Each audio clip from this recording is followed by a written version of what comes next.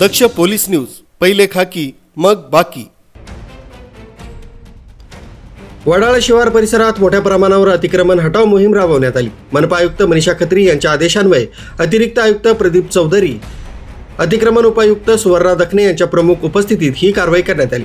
विभागीय अधिकारी नाशिक पश्चिम चंदन गुगे, शाखा अभियंता नगर रचनात प्रवीण थोरात तसंच विनायक जाधव आणि गुणवंत वाघ यांच्या मार्गदर्शनाखाली पखाल रोड इथल्या Kothmire lawns, dream lawns, golden properties, दमदार स्क्रॅप सेंटर, चिकन व मटन विक्री दुकानं, अनधिकृत टपऱ्या तसंच सुमारे 18 ते 20 शेड्सवरील अतिक्रमणं हटवण्यात आली।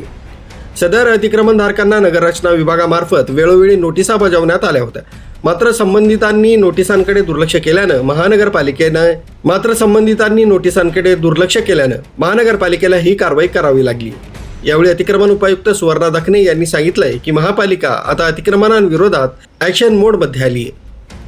न्यूज ब्युरो, दक्ष पोलीस न्यूज, नाशिक।